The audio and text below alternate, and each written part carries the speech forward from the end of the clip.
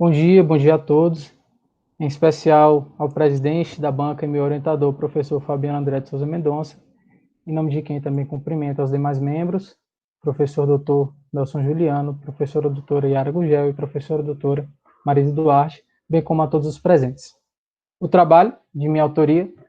sob a orientação do professor Fabiano Mendonça, se titula Por um Direito para os Pobres, o desenvolvimento frente à emenda constitucional 95/16 e o teto dos gastos públicos. Esse trabalho surgiu a partir de uma preocupação quanto à criação de uma perspectiva jurídica ao enfrentamento da temática da pobreza, visto os efeitos que ela traz quanto aos direitos sociais e para o mundo do direito. Do direito. Portanto, por um direito para os pobres significa um direito com D maiúsculo, ou seja, um direito de ciência jurídica, não um aspecto prestacional, mas sim uma ação institucional que se debruce sobre a temática da pobreza. Em específico, o objeto do trabalho, o desenvolvimento quanto aos efeitos do novo regime fiscal, ou seja, o desenvolvimento frente à emenda constitucional 95/16 e o teto dos gastos públicos. Inicialmente, toda a estrutura do trabalho, bem como a estrutura da dissertação e, consequentemente, a estrutura da apresentação, ela se dá a partir do vínculo entre os temas, a partir da criação da relação entre, desde a pobreza, passando pela democracia, do desenvolvimento, para finalmente se confirmar a hipótese quanto à austeridade, o novo regime fiscal e a emenda constitucional 95/16. Portanto, a introdução que vai nos trazer os temas inerentes ao desenvolvimento, a pobreza, a necessidade de uma conceituação científica quanto a ela, a democracia em seus modelos normativos, o desenvolvimento, a austeridade, os parâmetros constitucionais e os parâmetros internacionais oponíveis à emenda, para finalmente a conclusão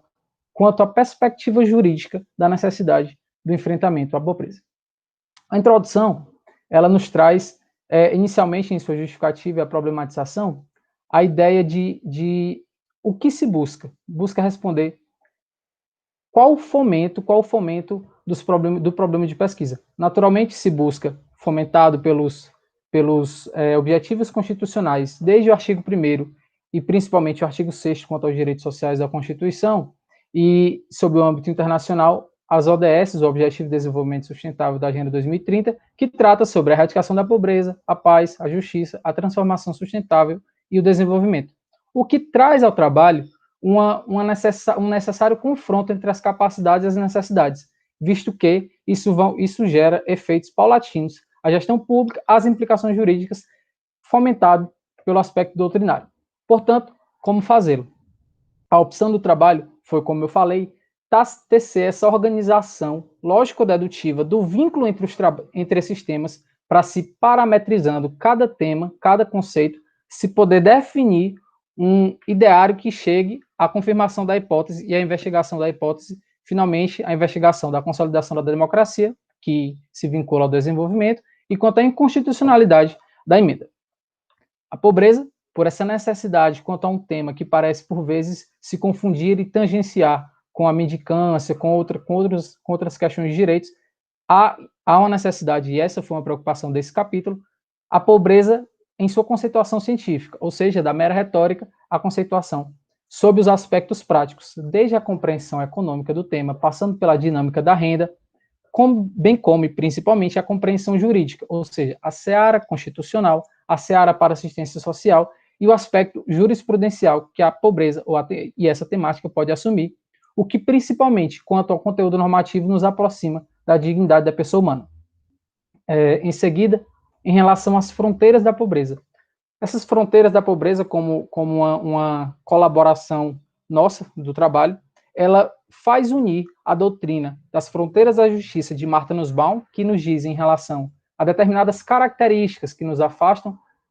do ideário da justiça e para os direitos sociais que se vinculam às esferas da justiça da doutrina de Michael Walzer. Conglomerando essas doutrinas, se pôde opor às fronteiras da pobreza, ou seja, uma caracterização ao direito em relação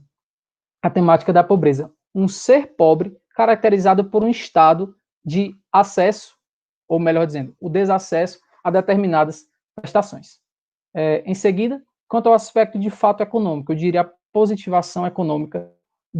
da temática da pobreza, o componente de renda, trazendo para o trabalho essa diferenciação, desde a remuneração como gênero até o salário como espécie, mas principalmente, essa foi uma preocupação, falar sobre os fatores de renda, em específico, os fatores em escala individual, que dizem respeito a um fortalecimento das práticas individuais. Perdoe meu latim, mas se trata aqui sobre o activa activitas, ou seja, a participação política. Muito embora esse capítulo também trate sobre os erros de distribuição, não é o foco dele tratar sobre os erros mercadológicos de distribuição econômica. Entretanto, é muito pertinente, a partir da percepção desse tema, entender as diretrizes e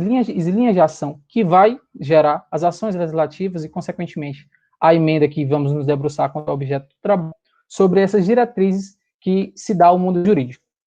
Então, por essa necessidade de definir conceitos a que pobreza nos referimos, se tem a pobreza perante o direito em sua seara constitucional, a Constituição, que nos traz a pobreza repetidas 9 vezes, sendo 7 delas em relação ao Fundo de Erradicação da Pobreza e as outras 2 em relação aos objetivos constitucionais. Daí já se pode opor, naturalmente, um objetivo de erradicação, um objetivo constitucional de erradicação da pobreza. Quanto ao âmbito internacional, por meio da Agenda 2030 da ONU, em seu objetivo primeiro, que traz acabar com a pobreza sob o âmbito internacional, em todas as suas formas e em todos os lugares. Em específico, em se tratando de renda, vai se falar, e há a percepção, de fato, sobre o aspecto econômico, esse elemento econômico para a situação do Estado das fronteiras da pobreza, quanto à renda nacional bruta brasileira, que corre cerca de $5,50 diários, e quanto às especificidades distintas, que é muito necessária ao trabalho, quanto à pobreza econômica e à pobreza social. Mas, principalmente, eis um resultado, eis um norte desse capítulo, em relação à dificuldade do acesso a determinadas prestações. A pobreza, enfim, para os órgãos públicos, de fato, eu diria a positivação da pobreza, a pobreza para a LOAS, a Lei Orgânica da Assistência Social, Lei 8.742, que, por sua vez, regulamenta a assistência social, do artigo 203, inciso 5º da Constituição, ela vem nos trazer o aspecto da percepção de até 1/4 de salário mínimo. Em específico, sobre este capítulo, é muito pertinente mensurar o resultado que o recurso extraordinário 93.70.70 ele nos traz quanto à hermenêutica neoconstitucional, eu diria, quanto à ampliação do conceito, passando agora pela atividade jurisdicional, conforme esse recurso extraordinário. Essa caracterização da pobreza também se dá ao caso concreto pelo poder discricionário do juiz. Em específico, e a partir de 2016, em se falando agora sobre um aspecto firme quanto ao estabelecimento de um parâmetro, o CAD único, que nos traz a percepção de meio salário mínimo ou até 3 salários mínimos por renda familiar. Em específico, e eis um ponto muito relevante ao trabalho, a mudança de paradigma quanto a um objetivo constitucional para ser agora o dever da redução das desigualdades que se relaciona à dignidade da pessoa humana. Canotilho, ele vai nos dizer que, mediante um programa e progresso corretamente orientados, impacta singularmente os elementos produtivos e econômicos, o que se liga naturalmente ao desenvolvimento como liberdade e à instrumentalidade das liberdades de Amartya Sen, mas principalmente quanto à dignidade da pessoa humana, nos valendo da doutrina da professora Yara Gurgel, desde um princípio, como um princípio estruturante e a sua patente relação com os direitos fundamentais, mas, principalmente, quanto um dever jurídico, em seu conteúdo normativo, a dignidade da pessoa humana funciona e tensiona um limite aos limites ilegítimos aos direitos, que vai ser muito pertinente quando é oponível à emenda constitucional 95/16. Ou seja, nesse ponto do trabalho, há uma mudança de paradigma de objetivo para um dever em sua concepção normativa, para se agora ter um dever jurídico. Quanto à democracia, é necessário encontrar um modelo normativo que se vincule a essa ideia. Portanto, nos valendo das contribuições de Habermas, justamente por ele trazer os diversos sentidos técnicos que a democracia pode assumir, ele vem nos falar sobre o modelo liberal, que se aproxima da individualidade, a manutenção da concorrência. De outro lado, o modelo republicano, que se afasta da pluralidade, visto que tensiona uma comunidade universal. Mas, finalmente, como nós temos, e o que nós temos, um modelo normativo, deliberativo, que passa pela inserção política. E eis um ponto muito perspicaz quanto à República Federativa do Brasil. A nossa Constituinte, a Constituinte de 87 e a nossa Constituição de 88, que, conforme o Barroso vai nos dizer, traz a necessidade da participação política, a inserção política como um norte, mas que encontra aí um principal paradoxo, visto que, de um lado, espelha uma democracia participativa e, de outro, espera a formação de cidadãos democráticos. Eis, portanto, o vínculo, que o trabalho vai se basear, o vínculo entre a democracia e os direitos. Por quê? Por imprescindir da redução das desigualdades, se está a falar sobre o vínculo entre a democracia e os direitos, conforme Dworkin diz, e nos valemos também dessa doutrina do trabalho, como a comunidade como a maioria, ou seja, essa comunidade plural que deve ter acesso a determinados direitos para, se a partir de então, poder falar em democracia participativa. E nos aproximando da doutrina do custo dos direitos, que é muito pertinente para o objetivo de discussão da emenda, Gargarella nos diz que a construção política não deve ser reduzida ao aspecto econômico. Portanto, se passa ao capítulo do desenvolvimento. De fato, o desenvolvimento tratado desde sua acepção como um valor, o desenvolvimento tratado aqui durante todo o decorrer do trabalho como desenvolvimento com D maiúsculo, ou seja, um desenvolvimento de várias faces, um desenvolvimento multifacetado, um desenvolvimento que traz consigo a sustentabilidade, um desenvolvimento sustentável. Ou seja, para esse desenvolvimento, o crescimento econômico ele não é mais um fim, mas agora um meio para se atingir essas multifaces que o desenvolvimento pode atingir. A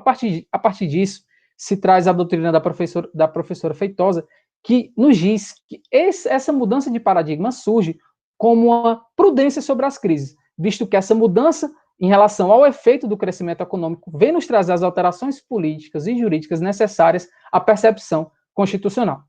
Quanto à plurifuncionalidade e o desenvolvimento, tratando aqui a plurifuncionalidade quanto ao conflito, quanto à classificação em gerações, visto que os direitos classificados em gerações de primeira, segunda e terceira gerações parecem opor, conforme a doutrina do professor Mendonça, parece opor um aparente conflito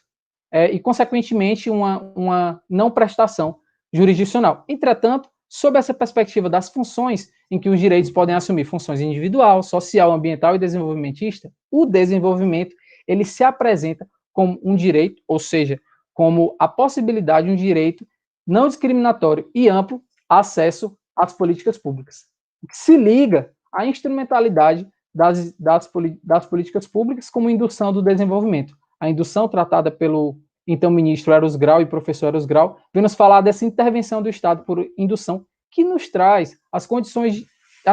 de mão de obra, as condições de produção tecnológica que nos gera o consumo. Ou seja, o manejo da política fiscal, que é o foco desse capítulo, visa tratar essa concentração de renda através da regressividade tributária. Finalmente, no capítulo 5º, a austeridade tratada a partir do conhecer da emenda do teto dos gastos públicos, o novo regime fiscal, instituído pela emenda 95/16, firmando-se desde a austeridade filosófica, como a abstenção de uma determinada ação, até a austeridade econômica, que passa sobre o corte de gastos, nos valendo da doutrina da política macroeconômica de Keynes, e principalmente quanto ao investimento em recursos humanos, que dá o equilíbrio de orçamento, conforme Joseph Stiglitz nos diz, e nos valendo dessa política macroeconômica, Keynes vai nos falar que existe um ciclo macroeconômico, jurídico, político, econômico e social, que, por meio da redução dos investimentos públicos, naturalmente se tem a redução da demanda privada, visto que os investimentos públicos, eles têm eu diria, envolvem a maior parcela da população. A redução da demanda privada significa nada mais do que o decréscimo do PIB. O decréscimo do PIB reflete aos cofres públicos a redução da arrecadação. A redução da arrecadação, por sua vez, nos traz uma piora do resultado primário. Essa piora do resultado primário, eis o ponto principal do momento de crise. O momento de crise em que a austeridade ela está sendo oponível, conforme Keynes, a austeridade ela é justa e válida em momentos de bonança econômica, justamente por ele entender essa instrumentalidade que os investimentos públicos podem assumir. Portanto, em específico, quanto ao objetivo, que é conhecer o novo regime fiscal, a então PEC 241 e hoje emenda 95/16, que limita o exercício financeiro e traz essa instituição de até 20 exercícios financeiros, entre outras mudanças, sendo a principal delas a alteração do artigo 212 da Constituição. Essa emenda, ela altera no 212 sobre a despesa primária em relação ao PIB da União de antes, 18%, e dos estados do Distrito Federal e os municípios de até 25%, para agora, conforme o artigo 110, um limite ao exercício financeiro do ano anterior, ou seja, de 2017 o limite de 2016, 18, 17, e assim vai por 20 exercícios financeiros, conforme a projeção da própria, e eis um resultado muito, muito pertinente, esse confronto entre as fronteiras da pobreza trazida pelo trabalho à expectativa dos efeitos da emenda. Conforme a própria Câmara dos Deputados, pode-se dizer, pode-se esperar que ao final dos 20 exercícios financeiros, esse índice em relação à despesa primária do PIB se aproximaria dos entre 10% e 15%, se aproximando dos 10% a 11%, o que se relaciona, o que nos aproxima dos failed states, como o Banco Mundial fala, os estados falidos, estados que trazem consigo um decréscimo econômico, o índice de desenvolvimento humano cada vez menor, como países da África subsaariana e alguns países da América Latina, e nos afastaria de países historicamente em processo de desenvolvimento e crescimento econômico, como países como a zona do euro, Estados Unidos, etc., ou até a França, que chega a 57%. Enquanto que a média desses países passa pelo menos por 35%. Bem, eis o grande ponto da questão que o trabalho visa trazer em relação a essa expectativa. Conforme Berg e Walsh bem falam, esses investimentos públicos, eles trazem consigo políticas de educação, saúde e, principalmente, infraestrutura. Ora, a infraestrutura do Estado não se pode imaginar que não se dará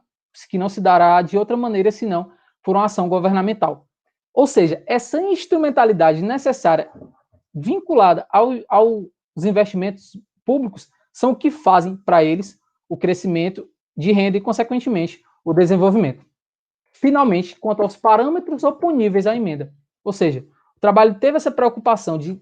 dizer quais os efeitos, parametrizar esses temas, para finalmente, conhecido esses efeitos, apontar os parâmetros possíveis. Naturalmente, as cláusulas pétreas, como autotutela constitucional, como mecanismo de controle constitucional, vem nos falar que nenhuma emenda poderá ser proposta quando visar abolir os direitos e garantias individuais.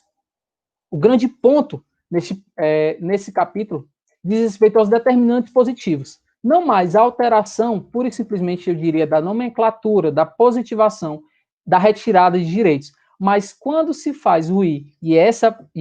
a proposta do trabalho de evidenciar, quando se faz ruir os determinantes positivos, ou seja, as possibilidades de prestação, nada mais do que se fazer ruir também esses determinados direitos e determinadas garantias individuais. Sob o âmbito internacional, nos aproximamos do princípio do não retrocesso, o princípio que faz manter o status quo dos direitos sociais, desde a pacificação no Supremo e também quanto em relação ao artigo 5º da Constituição, em seu parágrafo 1º e 2º, que robustecem e dão conteúdo normativamente constitucional aos princípios e tratados ratificados pelo Estado brasileiro. Em específico, para o trabalho, o PIDESC, o Pacto Internacional sobre os Direitos Econômicos, Sociais e Culturais, transformado em decreto por meio do Decreto 591, ele vem nos falar sobre o uso dos recursos possíveis, não só os disponíveis, trazendo a temática da reserva do possível, não só os disponíveis, mas também os possíveis. E eu também trouxe ao trabalho a citação do relatório do CEDESC, que fiscaliza o PIDESC, que, conforme o relator, vem entender a emenda constitucional 95/16 para o Estado brasileiro como um erro histórico. Bem, finalmente, quanto à conclusão. Traçado esse vínculo entre os objetivos constitucionais, a perspectiva de mudança quanto ao conteúdo normativo, ou seja, relacionado à dignidade da pessoa humana, relacionado ao direito ao desenvolvimento, a necessidade de um modelo normativo democrático que a todo tempo se espelha, se espera, se aponta em relação ao Estado brasileiro, aos efeitos da austeridade, aos erros, eu diria, de princípios quanto à política fiscal, de escolha da política fiscal, os efeitos da emenda constitucional 95/16, sua afronta determinada a todos os temas tratados e sua veemente inconstitucionalidade. Portanto, se pode opor principais 3 perspectivas que dizem respeito, primeiro, quanto aos objetivos, tanto os objetivos internacionais quanto aos objetivos constitucionais, e também quanto ao conteúdo normativo de um dever assumido juridicamente pelo Estado brasileiro quanto à erradicação da pobreza e, a partir daí, uma necessidade e um dever em se fazer opor os determinantes positivos necessários às garantias e direitos individuais. Em segundo ponto, a segunda perspectiva, eu diria, e talvez uma das maiores contribuições do trabalho, quanto à hermenêutica neoconstitucional aos direitos em sua função social. Ora, poderia se opor o vínculo desses temas, a necessidade e o objetivo, não mais um querer, mas um dever, um objetivo, em relação às causas e lides jurídicas que tratem, no âmbito da atividade jurisdicional, em relação à temática da pobreza e da mendicância e os direitos sociais que a aí se vinculam, visto que, conforme o capítulo disposto em relação ao tema, essa atividade jurisdicional ela também é presente quanto à caracterização do estado de pobreza. Finalmente, quanto pelo confronto entre os efeitos e as cláusulas pétreas da emenda constitucional 95, tratando sobre sua revogação e sua inconstitucionalidade. Essas são as principais referências que foram utilizadas para a construção do tema, para a construção do vínculo, principalmente do vínculo entre os temas para a investigação da hipótese. Por fim, a citação do então Papa Paulo VI em sua Populorum Progresso, documento que foi um marco em relação ao estudo da tratativa sobre o desenvolvimento, fazendo referência à encíclica Paz em Terras, vem nos dizer que